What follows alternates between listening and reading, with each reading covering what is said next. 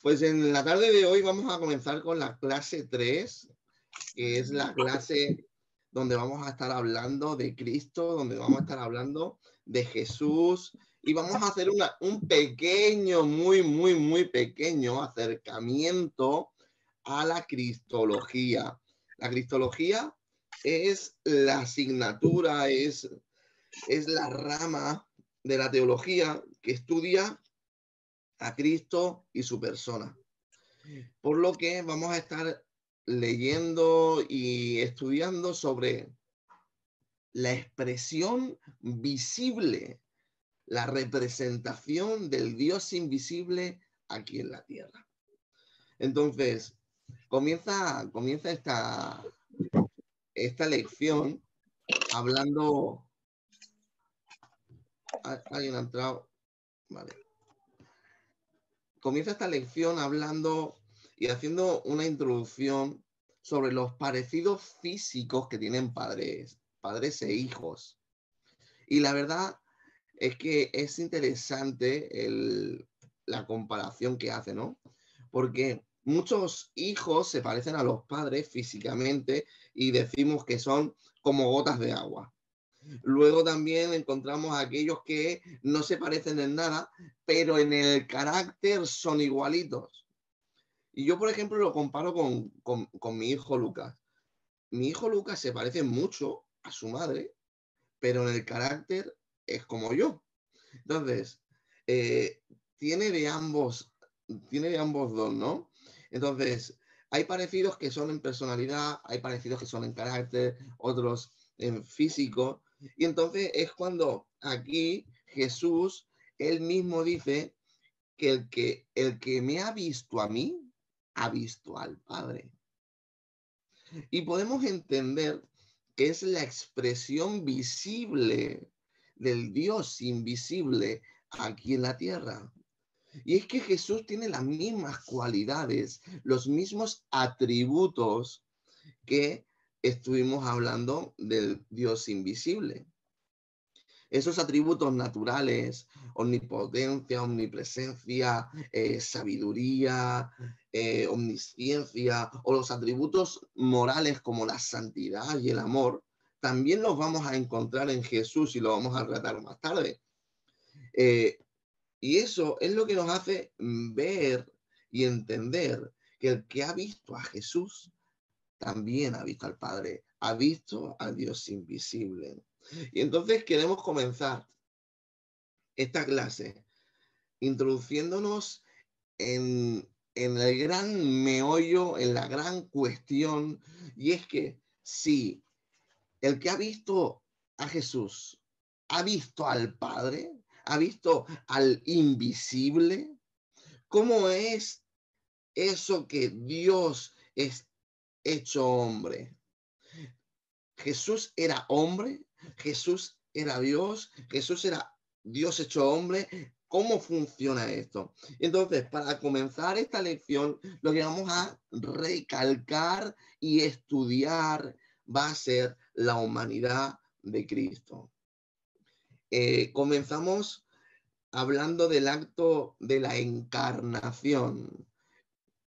La encarnación no es simplemente, y lo dice la palabra, y creo que se entiende bien, es tomar carne, es hacerse carne.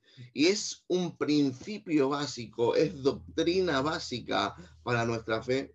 Dios en cuerpo de carne, la deidad hecha humanidad, enlazado, y es como esa típica frase que solemos decir de Jesús, siendo Dios, se hizo hombre para darnos la salvación. Ahora, párate un momento a pensar en todo lo que hemos dicho en una frase. Jesús siendo Dios. Hemos estado hablando que Dios es eterno, que no tiene principio ni fin, que Dios no tiene nada que mejorar, que no tiene nada que cambiar, que es perfecto, que es santo, que es inmaculado. ¿Cómo es ese Dios? se hace hombre. Y se hace hombre para darnos salvación, que no es por beneficio propio, que es por un beneficio ajeno. Dios se hizo hombre, se rebajó para darte a ti la oportunidad de salvación. Y entonces aquí es donde viene la pregunta. ¿Cómo sucede eso? ¿Cómo se origina? El Espíritu Santo se presenta a María y le dice que va a tener un hijo. Y es ahí donde Dios rompe con el orden natural y nace un ser sobrenatural. Tú y yo somos seres naturales que hemos nacido de lo normal, de la naturaleza. Un hombre y una mujer tienen una relación y nace otro ser humano. Pero es aquí el Espíritu Santo de Dios teniendo una conversación con una muchacha y le dice, yo ni siquiera he conocido varón. Yo ni siquiera sé lo que es estar con un hombre. ¿Cómo voy a ser madre? Dice, y le dice el mismo Dios, le dice el mismo Jesús, nos dice el mismo Espíritu Santo, no hay cosas imposibles para Dios. Y es aquí donde tenemos que recalcar también otra parte importantísima, doctrinal, básica para nuestra fe. Y hemos dicho que es la encarnación, pero también el nacimiento virginal del Señor Jesús a través de María. Con la encarnación se pone el plan redentor en marcha. ¿Qué quiero decir con esto? Hay un momento en la Biblia donde Dios crea y crea en perfección todo y, y no tiene que haber un plan redentor porque no hay a quien redimir. Pero en el momento que hay pecado, en el momento que hay pecado por parte de la humanidad, ya hay alguien a quien redimir. Y en ese mismo momento, eh, cuando Dios habla con la serpiente en Génesis 3, le dice que la descendencia le heriría y le ganaría. Es decir, ya hay un plan, ya hay un plan de segunda oportunidad, ya hay un plan redentor en maquinación. Estamos hablando de Génesis 3. Pero no es hasta el momento en el que nace Jesús, donde el plan redentor, ese plan originado en el momento del pecado, se pone en marcha.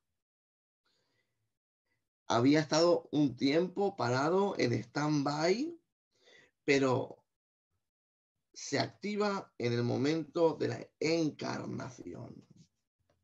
La encarnación fue crucial y es crucial para nuestra reconciliación con Dios, para para nuestra vuelta a la casa de Dios. Si no hay encarnación, nos tenemos que olvidar del resto del Evangelio. Porque si no hay encarnación, no hay Jesús hecho hombre, y si no hay Jesús hecho hombre, no hay muerte expiatoria de pecados. Por lo que la encarnación y el nacimiento virginal son fundamentales para nuestra fe y para nuestra salvación. Y esto es importante que podamos entenderlo. Por lo que vamos a dar unas evidencias de que Jesús era hombre, de que Dios se encarnó. Vamos a ver cómo hay evidencias donde los antepasados salen a reducir, donde por su encarnación tienen limitaciones divinas, donde hay ciertas apariencias y también vamos a ver sobre el desarrollo como ser humano. Pero lo primero que podemos ver es en Mateo y Lucas. Mateo y Lucas, si tenéis la Biblia, en el primer capítulo, tanto de Mateo como de Lucas, podemos ver dos genealogías que nos van a hablar de los antepasados de Jesús. Por ejemplo, en Mateo 1, podemos ver que dice, libro de la genealogía de Jesucristo, hijo de David, hijo de Abraham. Y Abraham engendró a Isaac, Isaac a Jacob, y Jacob y así se tira diciendo nombres hasta que llega a Jesús. Desde Abraham, pasando por David y terminando en Jesús. Es impresionante el ver cómo tanto por el lado de José como por el lado de María, él era judío 100% y podían verse como era hijo de David e hijo de Abraham. Y es importante que reconozcamos y que nos demos cuenta que no dice hijo de David e hijo de Abraham por casualidad. Lo está diciendo con un propósito, lo está diciendo con como una semilla para que podamos entender otras cosas. ¿Quién era David? David era el mejor rey del Reino Unido de Israel. El rey por excelencia, al que todos honraban y admiraban. Y entonces dice que Jesús era hijo de David, hijo del gran rey. Por lo que, si es hijo del gran rey, es heredero al trono. Por lo tanto, si se manifestaba como Mesías, como el líder del pueblo, lo iban a reconocer porque era hijo del gran rey, de David. Entonces, también podemos ver cómo se dice que es hijo de Abraham. ¿Por qué se dice que es hijo de Abraham? El hijo de Abraham, el biológico, ¿quién fue? Fue Isaac, que es conocido como el hijo de la promesa. Pero dice la palabra de Dios en Génesis 22 que en él serían benditas todas las naciones de la tierra. ¿En él en quién? En Abraham, pues su simiente, su descendencia, tendría que bendecir a toda la tierra. Por lo que podemos ver que lo iban a reconocer como el rey, como un líder, pero también lo iban a reconocer como un líder espiritual que venía a traer bendición. Tú imagínate que de la nada aparece alguien y dice, yo soy el que va a traer la salvación. Y todo el mundo se queda así como un poco flipando, no sabiendo por qué. Pero ahora, si ahora viene el coronel del ejército de España y comienza a poner normas y órdenes, pues todos le obedecemos porque tiene unos galones. Lo que este hijo de David e hijo de Abraham venían a ser esos galones para que la gente lo reconociese y lo tuviese en estima para el día en el que él se mostrase como líder, como Mesías, fuese reconocido. A la vez que, al reconocer que es hijo de algún hombre, está reconociendo su humanidad. Es importante también ver, no solamente cómo en Mateo llega a David y a Abraham, sino en Lucas llega hasta el principio de todos los principios, hasta Adán. Es decir, es descendiente de toda la rama genealógica que podemos encontrar en la Biblia. Y continuamos viendo cómo su nacimiento, al ser una concepción especial y que iba a nacer un ser sobrenatural, su nacimiento también iba a ser especial. Dice en Lucas 1:34, cuando le anuncia al Espíritu Santo que iba a ser madre, que ella no había conocido varón.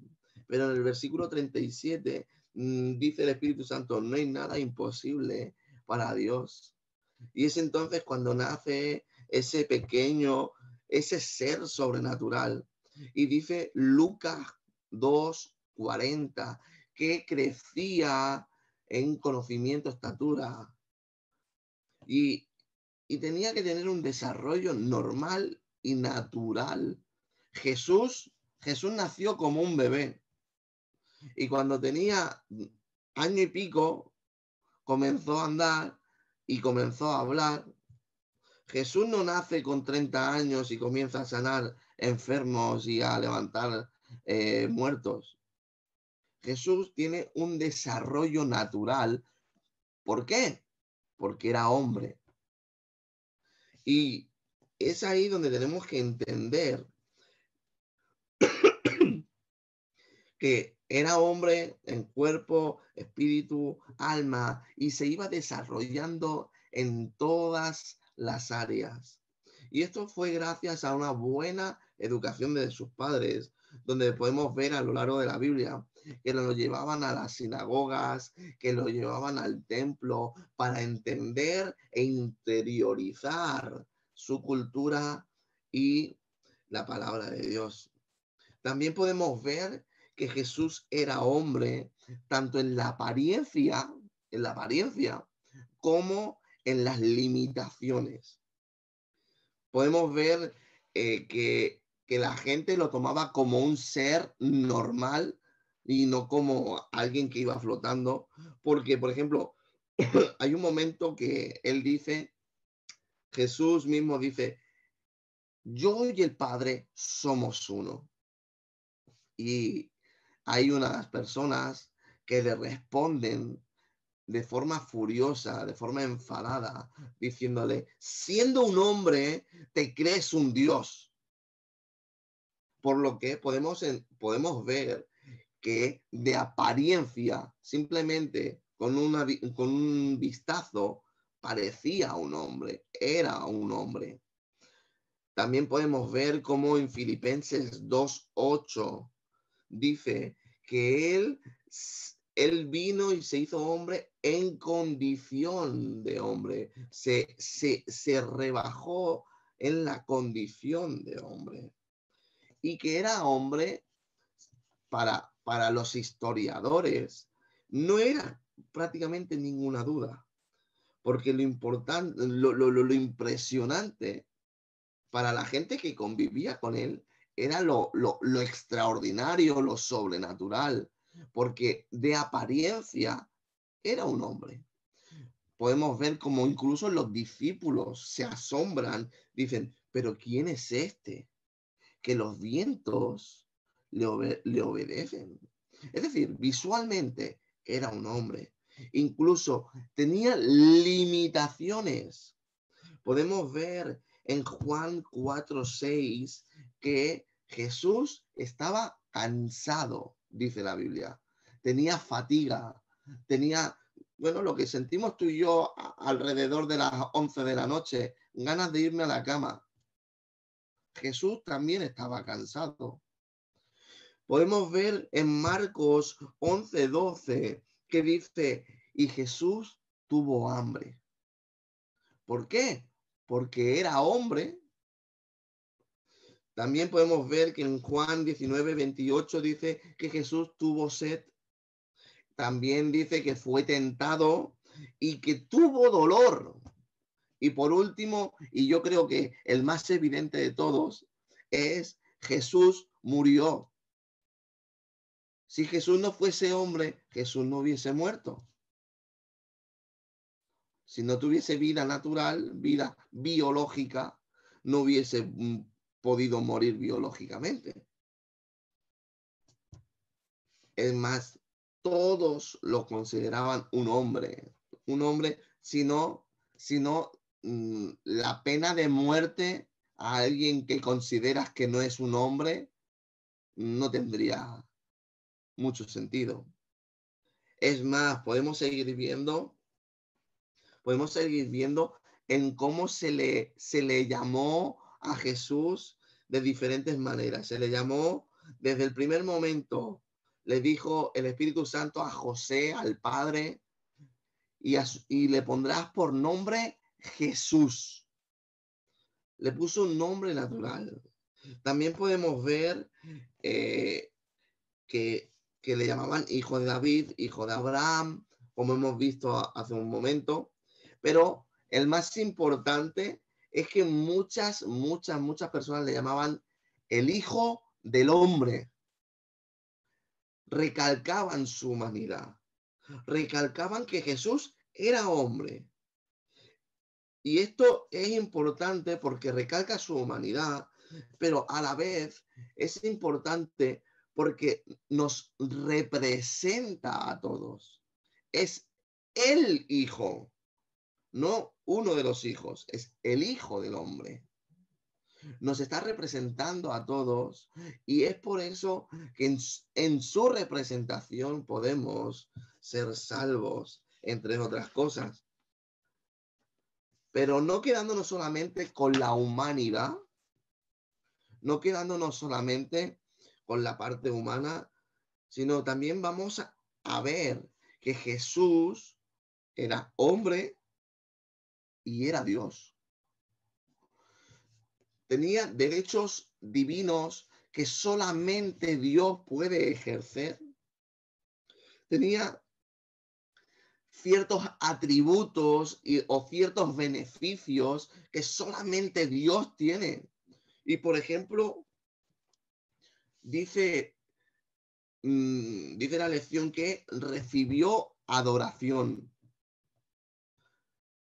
Cuando en los mismos 10 mandamientos la adoración está destinada y exclusivamente para Dios.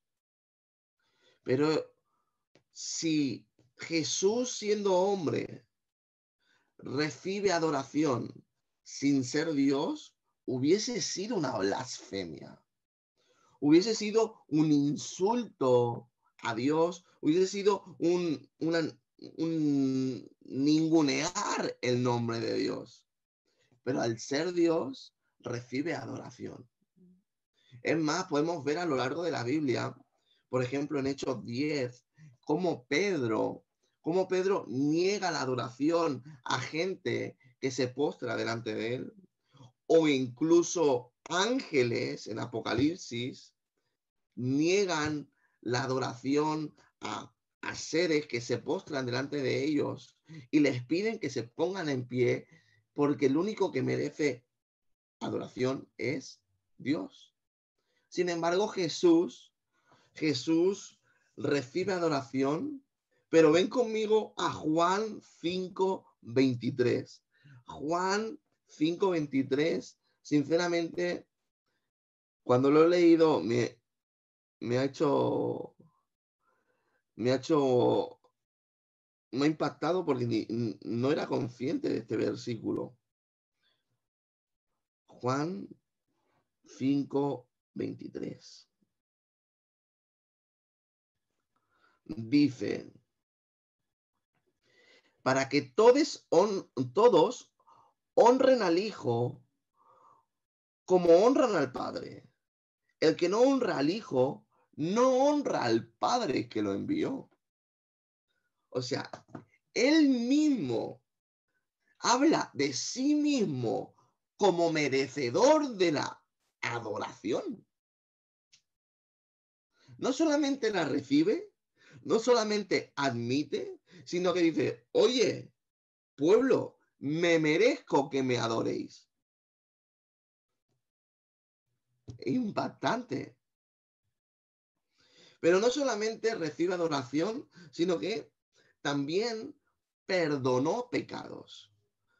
Y lo hace sin ningún temor, sin ningún reparo ni apuro.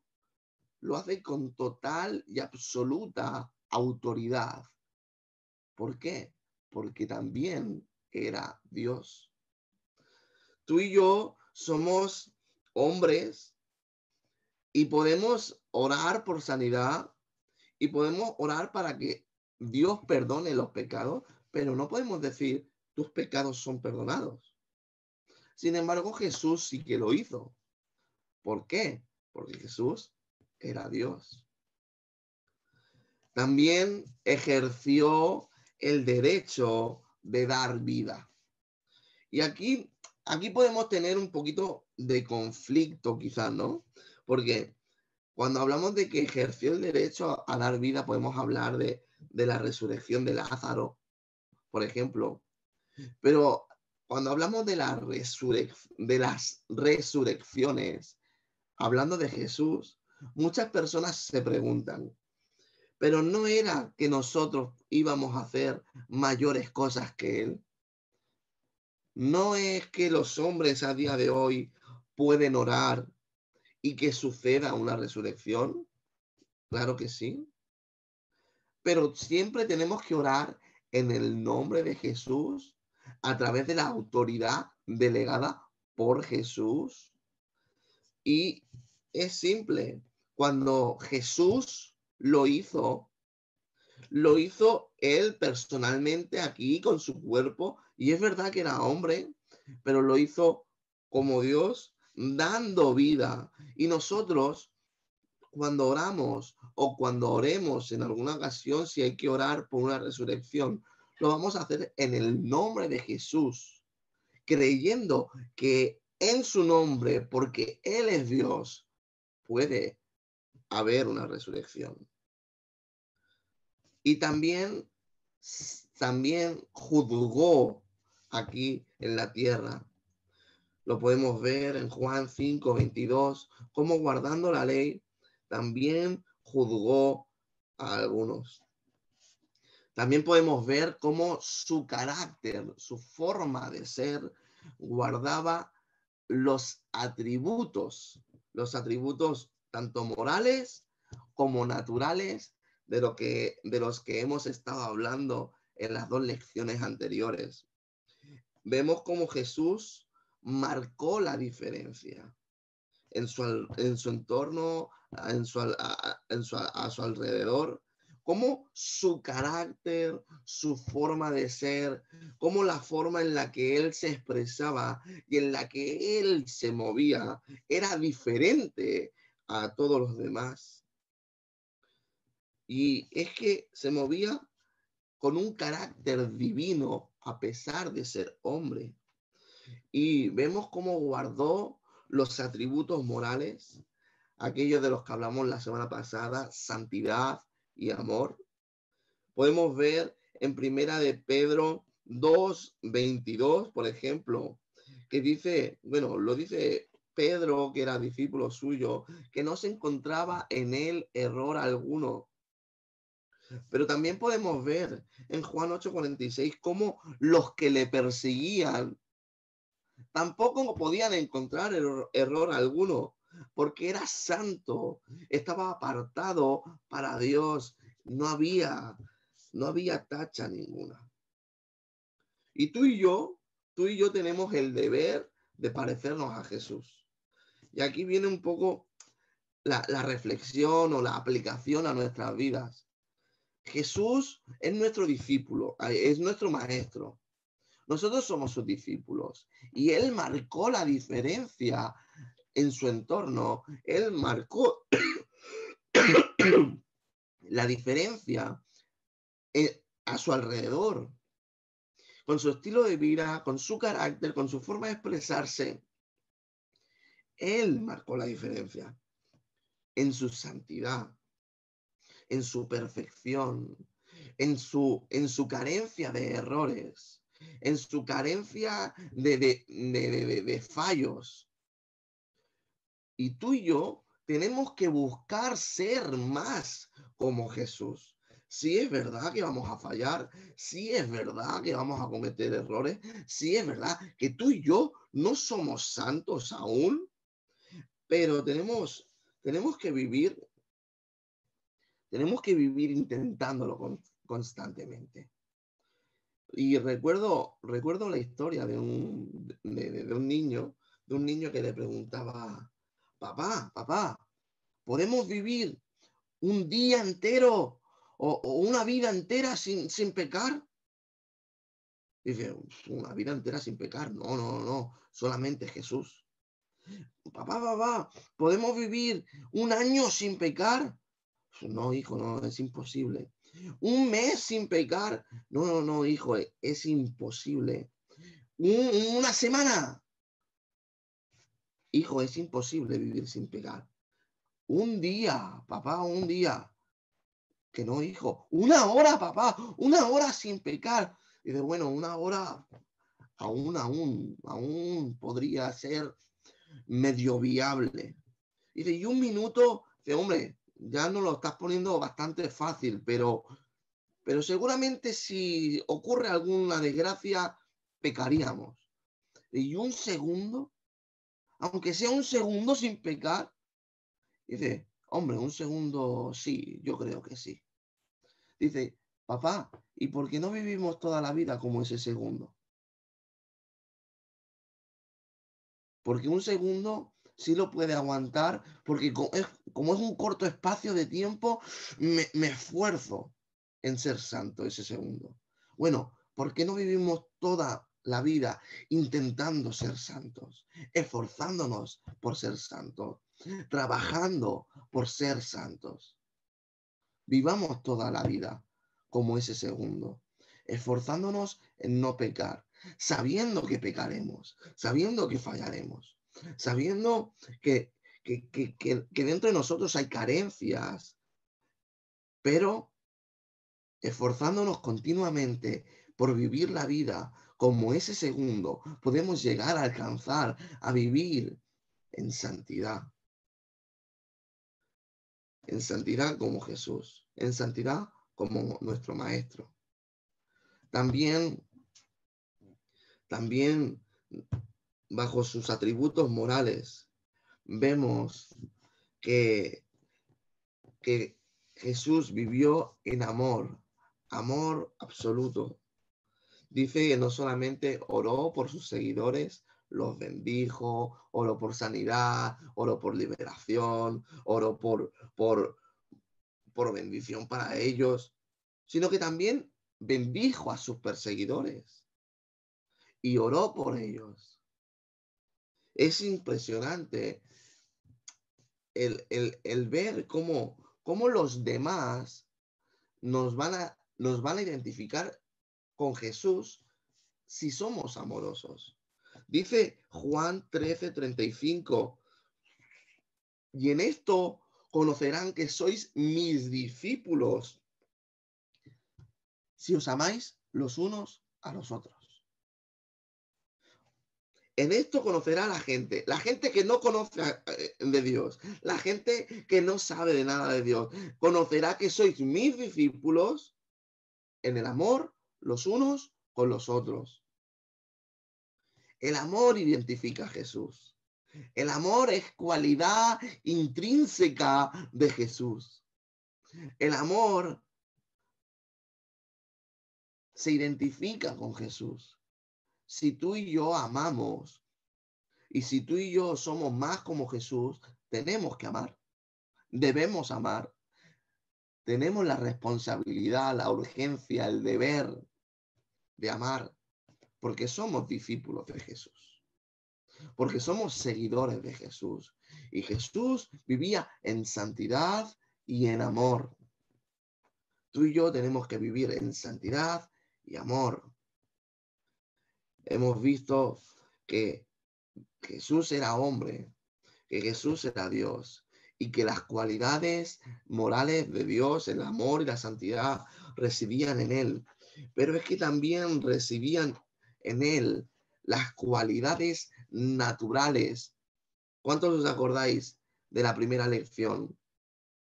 Entre otras cualidades estuvimos viendo que Dios es omnipotente, que Dios es omnipresente y que Dios es omnisciente, que Dios todo lo puede, que Dios está presente en todo lugar y que Dios lo sabe todo. Y si Jesús era Dios, Jesús lo sabe todo, Jesús lo puede todo y Jesús está presente en todo lugar. Claro que sí. Entonces, podemos ver que, como dice en Mateo 28, 18, Mateo 28, 18.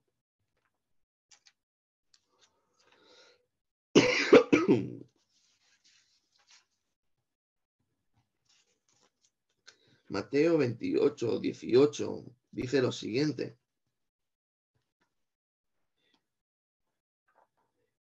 Jesús se acercó y les habló diciendo, toda potestad, toda, me es dada en el cielo y en la tierra. Toda potestad es todo poder, toda autoridad me es dada en el cielo y en la tierra. Por lo cual podemos entender que Jesús es omnipotente, tiene todo el poder, tanto en el cielo como en la tierra. Podemos ver que Dios es omnipresente. Acompáñame a Efesios 1, 22.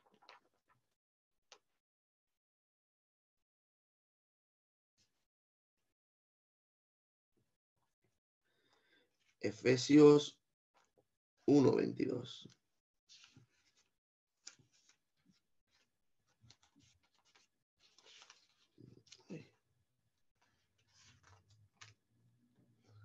Dice, y sometió todas las cosas bajo sus pies y lo dio por cabeza sobre todas las cosas a la iglesia, la cual es su cuerpo, la plenitud de aquel que todo lo llena en todo.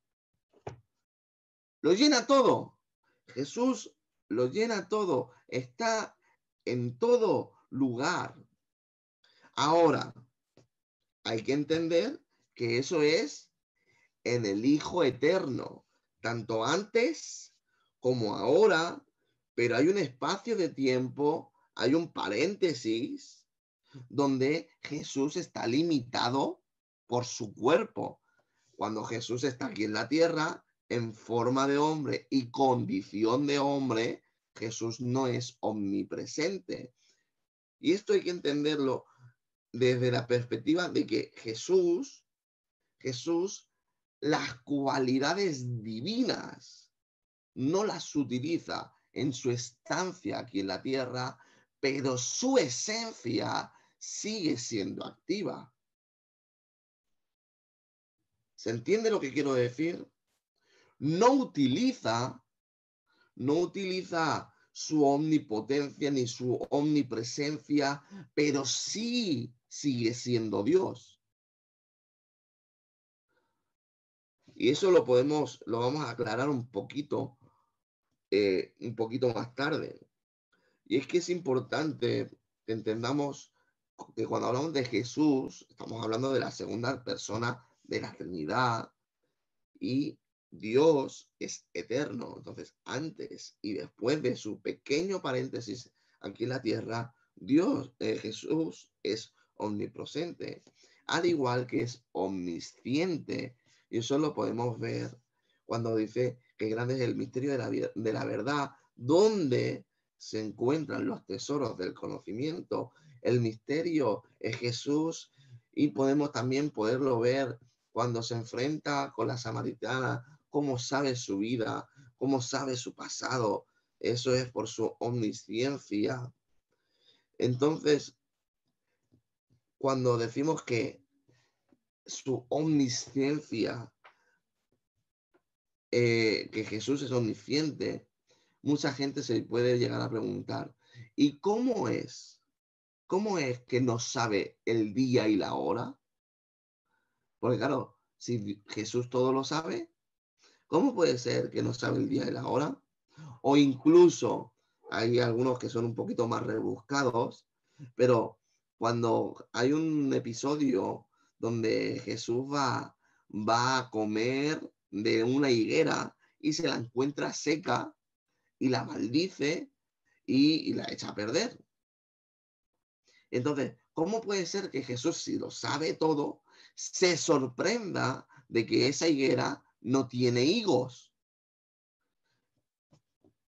Y es que aquí en la tierra, en su estancia, paréntesis, tenía ciertas limitaciones.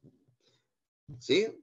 Pero cuando hablamos de la omnipotencia, omnipresencia y omnisciencia de Dios, estamos de Dios y de la segunda persona de la Trinidad, que es Jesús, estamos hablando de todo su ser, incluyendo también el paréntesis, aunque no se hizo uso de esos atributos en su mayoría.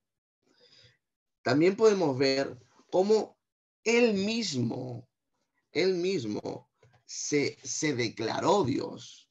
Y eso lo podéis ver en vuestro libro. Ahora, claro, yo tengo el libro antiguo. Es la página 78 en mi libro. Tenemos aquí un pequeño listado.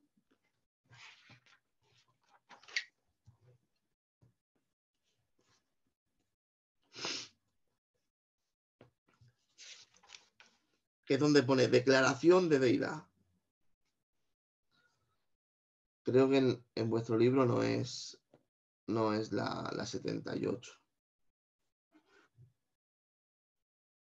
Si alguno sabe cuál es la página a la que me refiero, que hay un pequeño listado de 8 frases de Jesús. 94. Perfecto, gracias, Josep. Pues en la página 94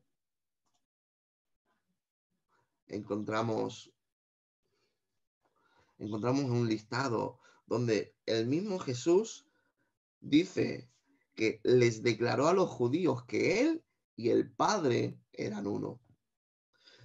También dice que al ser juzgado ante el concilio, Jesús declaró que él era el Hijo de Dios.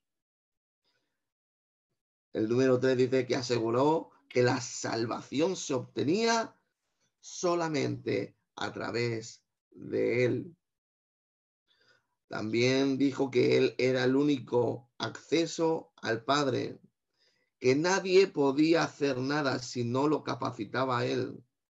Durante su ministerio de enseñanza dio testimonio de su preexistencia, que él existía antes de estar aquí en la tierra. Instruyó a sus discípulos a que oraran en su nombre. Y cuando envió a sus discípulos a ministrar, les dio poder para realizar milagros.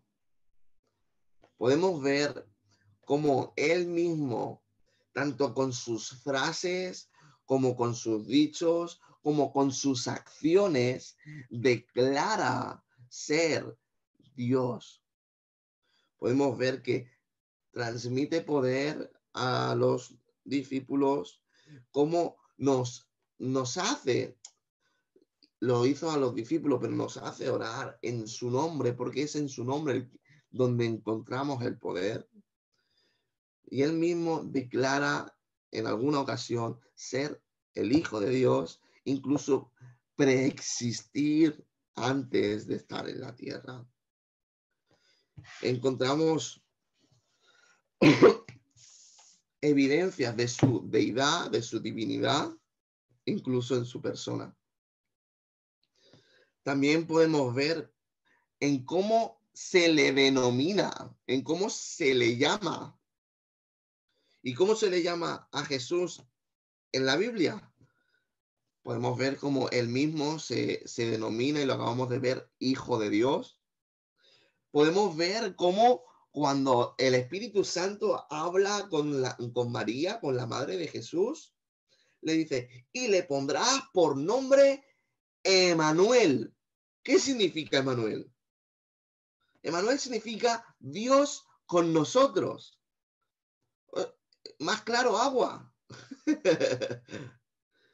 Podemos ver cómo en Juan 1:1 se le llama el logos, el verbo.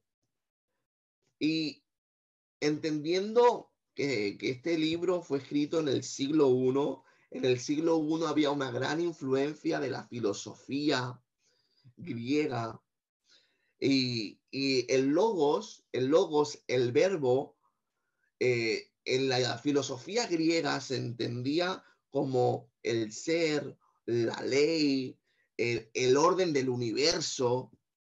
Podemos ver cómo al decir que Jesús es el logos, el verbo, está diciendo que Jesús es la máxima ley, la máxima, el máximo entendimiento del orden del universo, es el que da sentido a todo eso.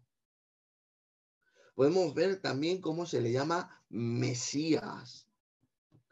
Y aquí, con el título de Mesías, es importante entender y saber que los judíos, los hebreos, estaban esperando un Mesías desde hace un montón de años, con una desesperación y una actitud ferviente. ¿Por qué?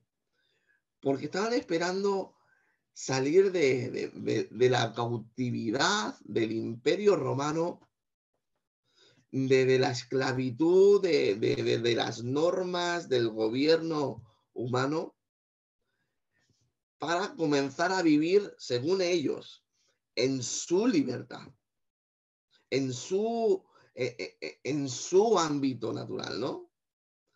Pero el concepto que ellos querían era un salvador político, mientras que lo que Dios les ofrecía en Jesús era un salvador espiritual.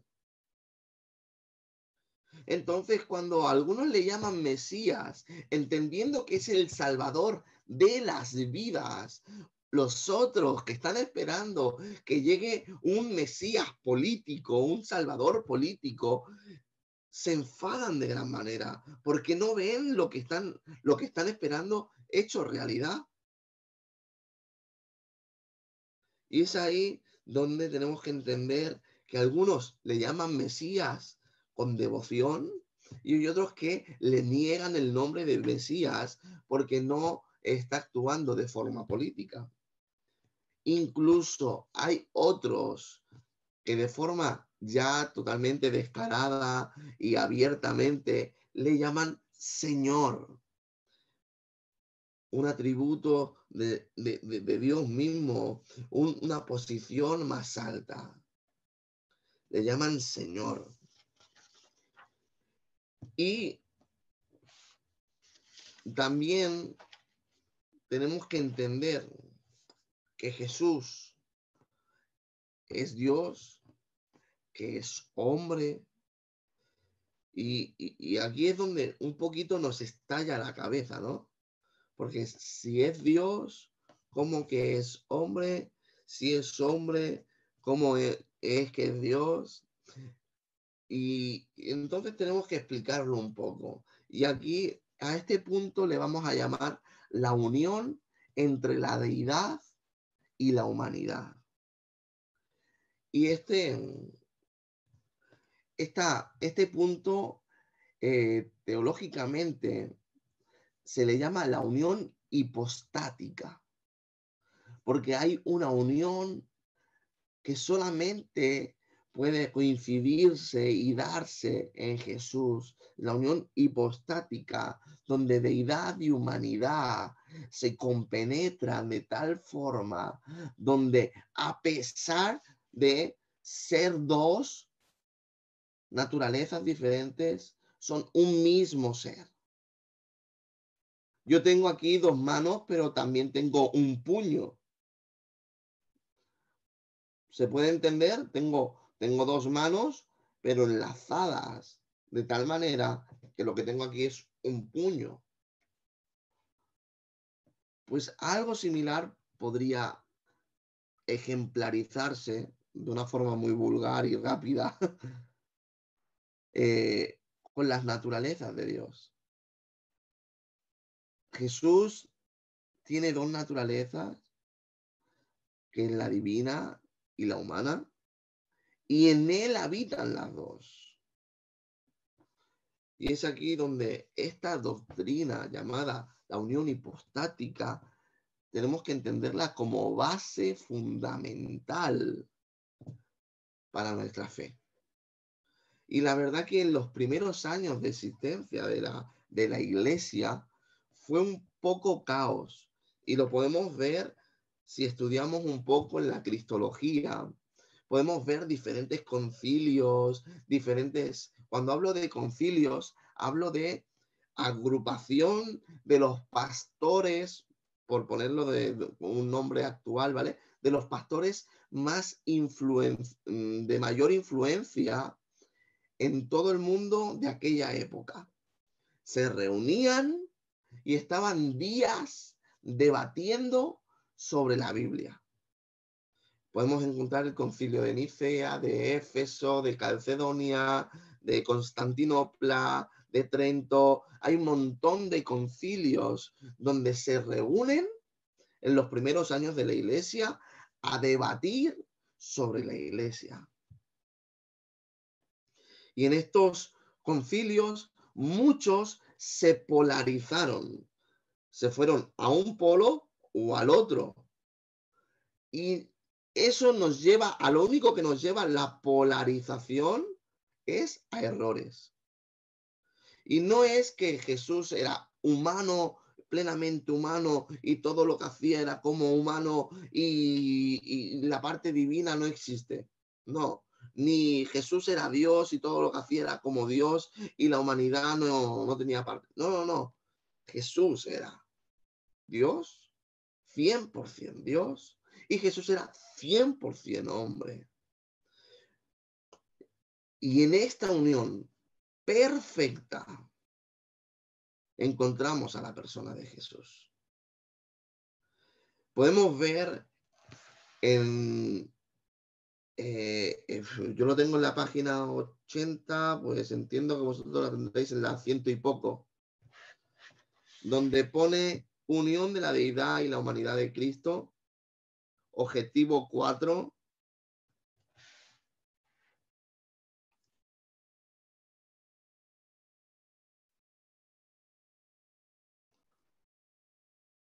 ¿Alguien puede decir la página si sabe a lo que me refiero? Aquí por donde pone objetivo 4, características de la encarnación. La 94. ¿94? Sí. Pues en la página 94 encontramos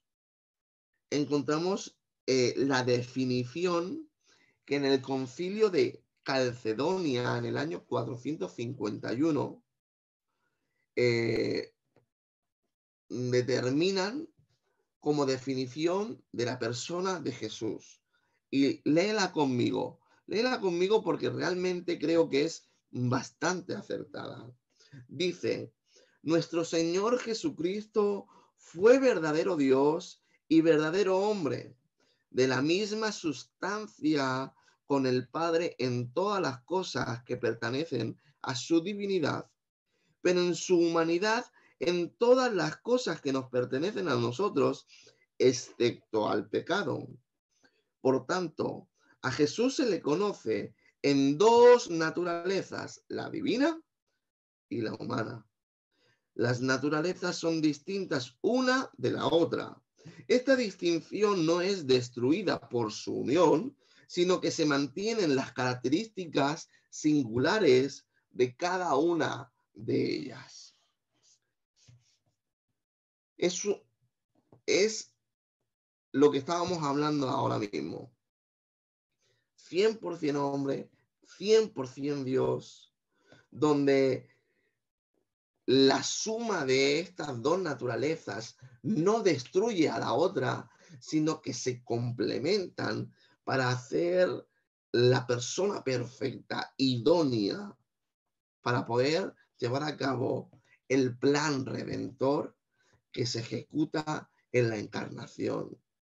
Otra forma de poderlo decir podría ser que Jesús es Dios y siempre es Dios, pero en un paréntesis de su vida asume, suma, añade la naturaleza humana y luego la vuelve a restar.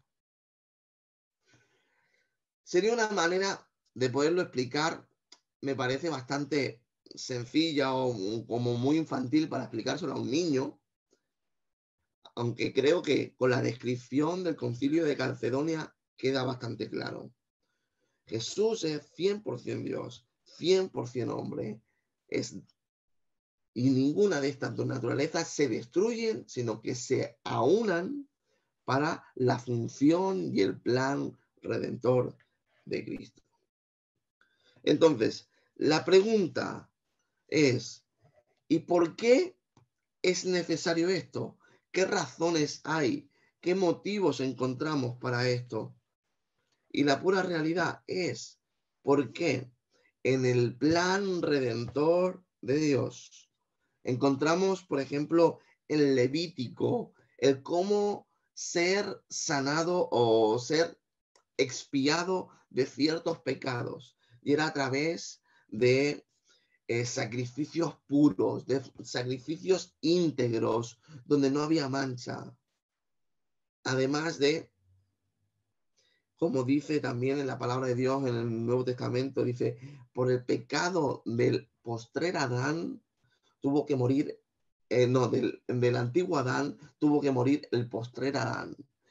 Es decir, por el hombre entró el pecado, por el hombre ha de salir el pecado. Y ese sacrificio limpio y puro tenía que ser un hombre.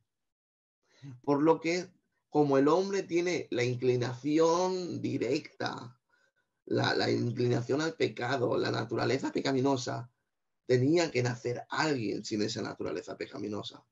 Y solamente podía ser el Hijo de Dios encarnado para morir desde el principio. Tiene claro cuál es su misión, tiene claro cuál es su final, es morir para entregarnos a nosotros la oportunidad de la salvación.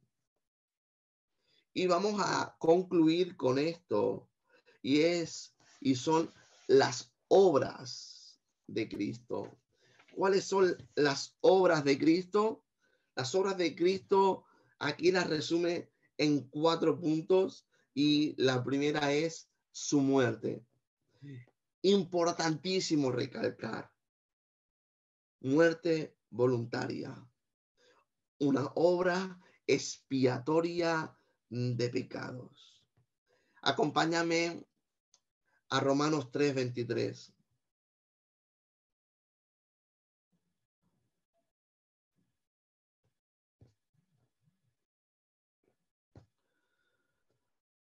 Romanos 3:23 dice,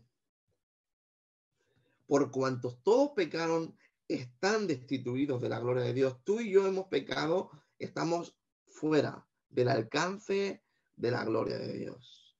Pero dice, siendo justificados gratuitamente por su gracia, mediante la redención en Cristo Jesús. Él se entregó de forma voluntaria para darnos a ti y a mí la oportunidad de salvación. Él se entregó, Él se dio. Luego encontramos la segunda obra que encontramos aquí, es su resurrección. Y la verdad que la resurrección en muchas ocasiones la pasamos así por alto, como si no fuese importante o como si fuese algo más que añadir, un punto más del Evangelio. Y el mismo Pablo dice en 1 Corintios 15, sin resurrección vano es el Evangelio. No sirve de nada. ¿Cuál es la diferencia entre Mahoma o Buda? y Jesús. Jesús resucita al tercer día. Esa es la única diferencia. Todos los demás hacen milagros, todos los demás hacen buenas acciones, pero la diferencia total es que hay una resurrección. Resurrección que cambia por siempre el significado tanto de una religión como de las demás. Sin la resurrección no existiría el Evangelio. Dice Romanos 4:25, fue entregado por nuestras transgresiones y resucitado para nuestra justificación. Sin resurrección no hay justificación. Hubiese habido sacrificio, pero no salvación, no justificación.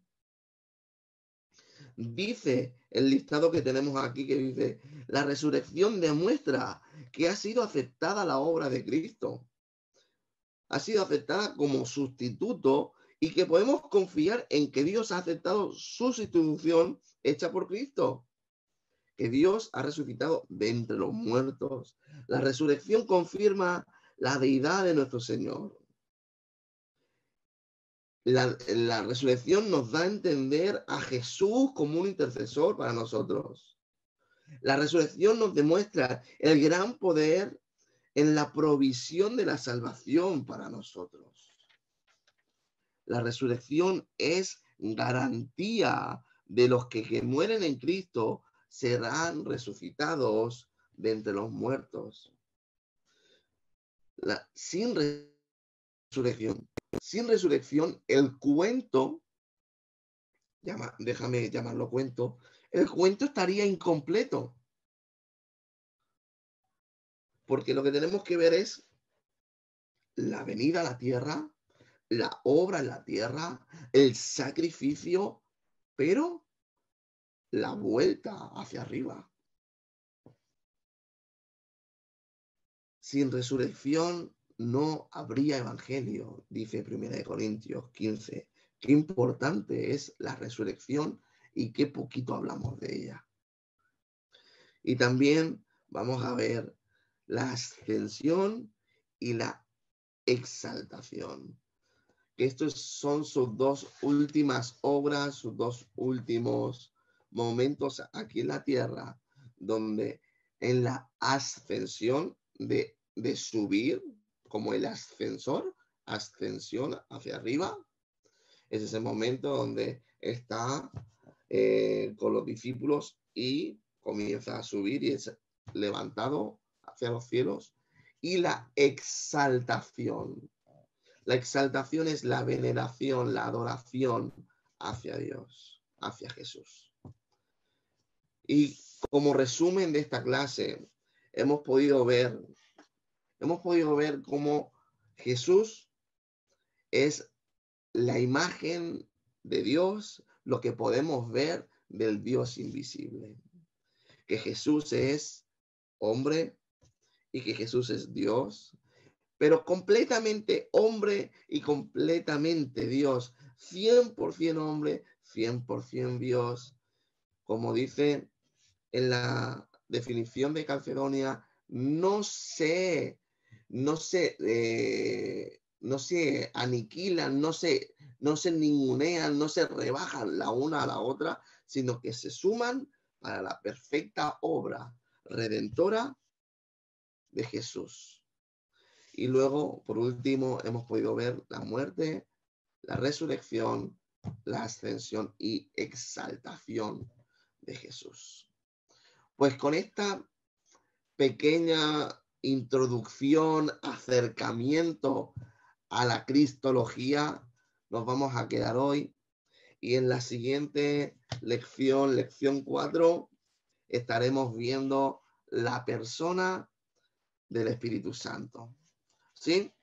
Pues sin más, si hay alguna pregunta, si hay alguna cuestión, voy a pedir que podáis desconectar los micros y entre todos podemos ir contestando. ¿Sí? ¿Alguna pregunta?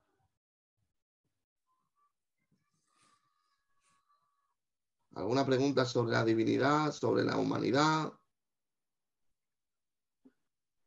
La verdad que si no hay preguntas sobre la humanidad y la divinidad, yo creo que es que os queréis ir ya.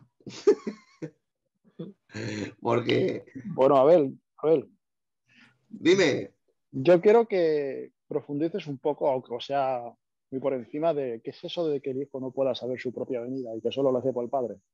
Porque creo que lo dice no desde su naturaleza humana en ese momento, sino que yo entiendo que esto lo dice como su naturaleza eterna, ¿no? Pues siempre tenía esta pregunta desde hace tiempo, digo, ¿cómo es posible que el hijo no sepa cuándo va a ser su propia venida? pues personalmente, y esto ya es a título personal, Abel piensa esto, no mensaje de vida ni asamblea de Dios. Abel piensa esto, ¿vale?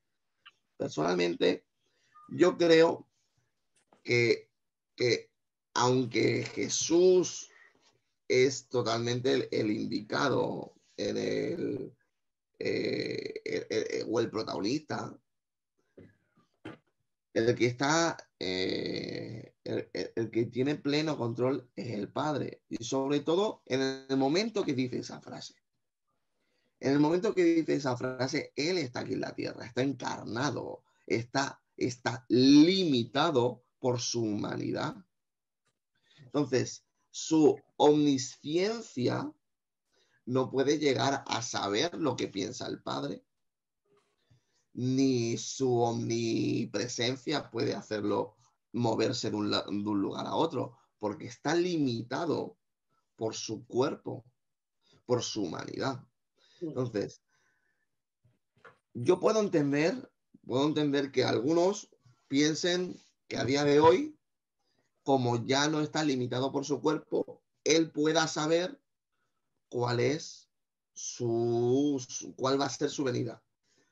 Otra opción que veo que quizás es por la que te decantas es que él mismo a día de hoy no lo sepa. Yo personalmente creo que eso lo sabía el padre en el momento de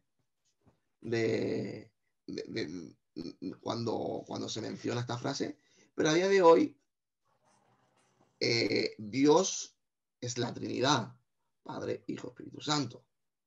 Por lo que probablemente el Hijo, la segunda persona de la Trinidad, sí sepa cuándo vaya a ser su venida.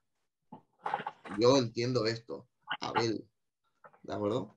¿Por qué? Porque si estamos diciendo que Jesús es omnisciente, que todo lo sabe, en un momento que él está limitado, entiendo que no sepa cierta cosa, pero en el momento que ya vuelve a su naturaleza, lo sabe todo.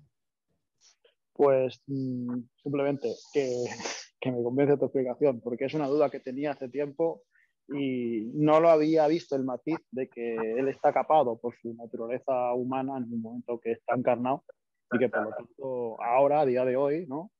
Pues que lo sepa. O sea que me parece correcto, me parece bien. Ok, pues muchísimas gracias, Sergio, por la pregunta. ¿Alguna pregunta más? Yo más o menos era la misma que ha dicho él. O sea que diste a entender que mientras estuvo en la tierra, ciertas cosas estaban limitadas, ¿no? Sí. Luego, al estar con el padre, pues como he dicho, pues ya puede ser que muchas cosas de las que no sabía, ya las sabe, ¿no? Por ejemplo, la venida, ciertas cosas que, pues, como la higuera, también has dicho. Pues Sí, más o sí. menos eso, ¿no? La respuesta es la misma. Estando aquí en la Tierra, tiene unas limitaciones que cuando una vez vuelve al Padre, vuelve en su plena esencia, claro, a porque saberlo todo y a estar al control de todo. Porque ya es uno. Exactamente. Exactamente. Porque no hay ese límite humano. No está la naturaleza humana como límite. Sí. ¿Alguna pregunta más? Yo tengo una, a ver. Dime, Nofre. Por ejemplo, él cuando tiene con la naturaleza humana, él no sabe a lo que ha venido. Sí lo sabe, porque el plan es desde antes. lo hemos dicho al principio, el plan redentor nace en Génesis 3, cuando dice que a la serpiente se le pisará la cabeza y se le herirá en el calcañar. Que, es decir, que lo diré bien, que Jesús le heriría en la cabeza y la serpiente le heriría a Jesús en el calcañar. Entonces, en Génesis 3:15 encontramos esto. Está hablando de que Jesús vendría a la tierra y habría un plan redentor, pero no es hasta más tarde que se ejecuta. Es decir, Jesús sí sabía cuál era el propósito. Sí sabía cuál era el fin. Okay. Entonces, Jesús sabía perfectamente cuál era. Bueno, lo podemos ver, ¿no? Si puede ser, pasa de mí esta copa, porque sabía lo que venía más tarde. Muy bien.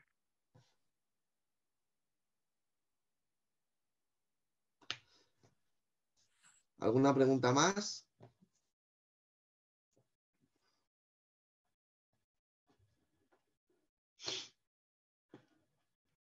¿No?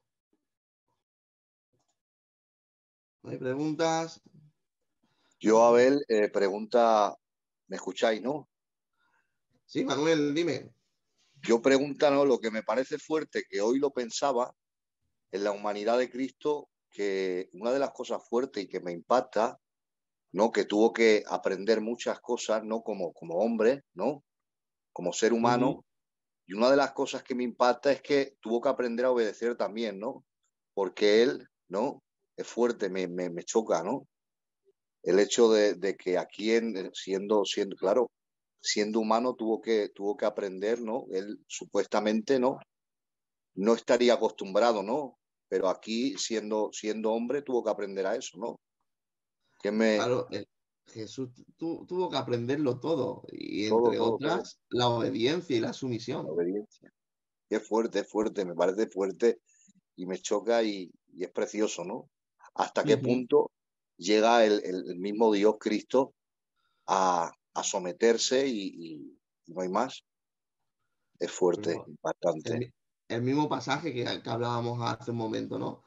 Dice, no se haga mi voluntad, hágase la tuya. O sea, se somete a la voluntad del Padre, que en ese momento es la mayor, que está en sintonía con el Padre, porque sigue siendo parte. Dice, pero no se haga mi voluntad humana, sino hágase la voluntad divina. Y se somete y obedece para darnos salvación. No, la verdad es impresionante, ¿no? Teniendo el concepto de que Él es Dios todopoderoso, el creador del universo, viene aquí a la tierra a someterse, a ponerse en pañales, a aprender a sumar, a restar. Qué bien. Qué bien. ¿Alguna aportación, alguna pregunta más?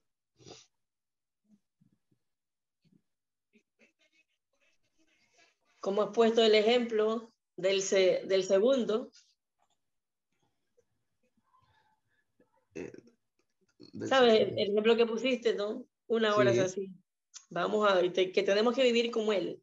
O sea, que es imposible que no pequemos, pero aunque sea un segundo, intentar pues que ese segundo pues se convierta ya en una costumbre, ¿no? Vivir eso para poder mantenernos y no pecar, ni con pensamientos. Exactamente. Es el constante intento, constante esfuerzo Lucha, de vivir en santidad. dominio propio. Claro que sí. Y una cosa, Abel. Sí, Manuel. Cuando él confiesa al Padre, le dice, no permitas que mi cuerpo se deteriore o algo, ¿no? Cuando va a morir, no hace alguna confesión así, como que no, que se descomponga mi cuerpo, no hace como una confesión así, Cristo. Wow, si la hace me pillas en fuera de juego, la verdad. No, porque lo estaba hablando antes por la tarde con una persona y me decía, claro, porque quien lo resucita es el Padre, ¿no? Ujú. ¿No? Sí, sí, sí, sí. Claro, si el Padre no lo hubiese resucitado, a ver si me entiendes, ¿eh?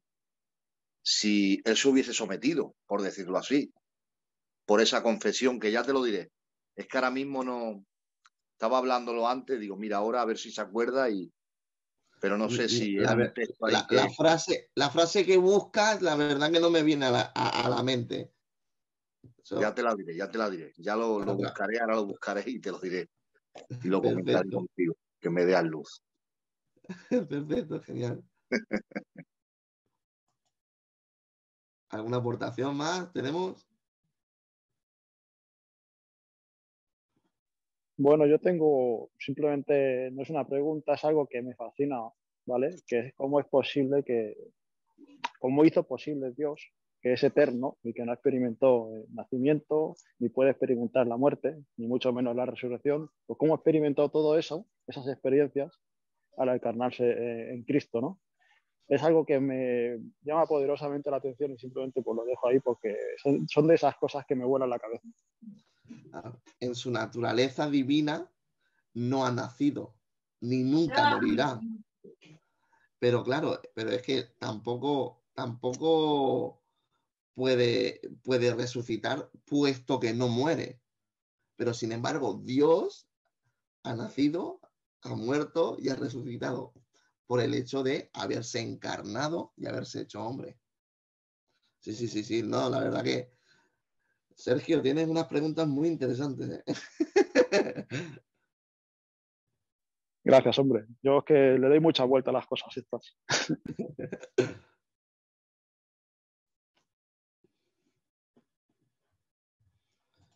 Bueno, pues sin más, vamos a terminar con una oración